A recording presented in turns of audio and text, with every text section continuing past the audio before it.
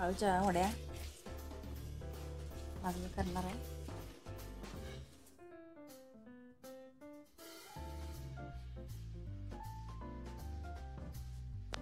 हे आळूच्या पानाचा जे दांडा आहे हे मी टाकत नाही, हा बारीक करून घेते मी. हे मिक्सरला लावते. मिक्सरला लावताना ह्यात लसूण, जिरे, कोथिंबीर, हिरवी मिरची, आल्याचा एक तुकडा असं घालून मी ते मिक्सरला बारीक करून घेते. आणि मग आता मी ह्या पानांचं का नाही बारीक बारीक कात्रीनं तुकडे करणार आहे. हे सगळं का नाही 10 ते 15 मिनटासाठी परत, आता हे मिठाच्या पाण्यातनं काढले, परत मी ते चिंचेच्या पाण्यात एक 15 मिनिटासाठी भिजत टाकते.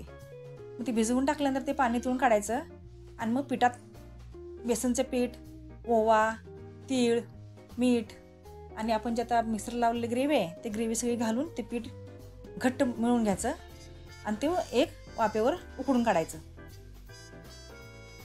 हे कट केलेली पानं आळूची आणि हे त्याचे दांडे, हे सगळं चिंचेच्या पाण्यात 15 मिनिटासाठी भिजत टाकायचं.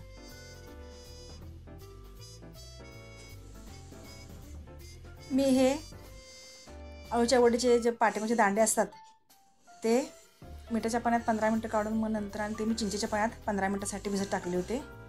हा लसूण, हे जिरे,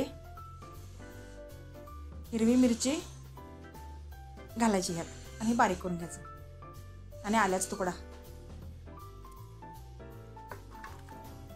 आळूच्या वडीत का नाही चिंच घातलेली आमच्या घरात कोणाला आवडत नाही. आणि मग ते काय काय आळूच्या पानाला ते आळूच्या वड्या खसखस जराशी लागत असते ना, त्यासाठी मग चिंच घातली की ते सगळं नॉर्मलला येते. म्हणून आम्ही आळूची पानं आणि हे असे दांडे आहेत हे सगळे चिंचेच्या पाण्यात भिजवून काढतो.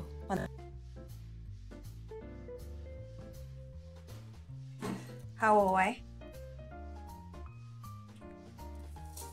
हे तीळ आहेत,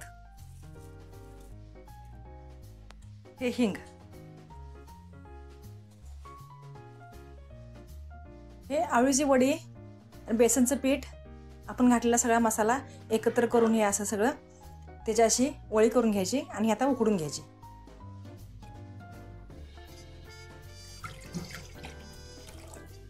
हे असं पाणी घालायचं,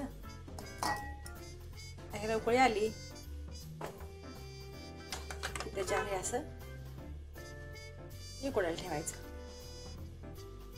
नाही तर ओवा घातलेला आहे, सगळा मसाला केलेला आहे. आता हे चांगलं उकडून घ्यायचं असं. ह्याच्यावर अनेक ताट झाकायचं, हे लवकर उकडते. अशी ही वडी खमंग खरपूस भाजून घ्यायची आणि त्यावर अखंड धने आणि तीळ गरम गरम तेलात तडतड द्यायची. अतिशय चांगली, चवदार आणि चविष्ट अशी ही आळूची वडी तयार होत्या. एकदा तुम्ही माझ्या पद्धतीने करून बघा. अशी ही आळूच्या पानांची बेसन आणि मसाला वापरून तयार केलेली आळू वडी तुम्ही एकदा ही माझ्या पद्धतीने करून बघा आणि कमेंटमध्ये मला नक्कीच कळवा.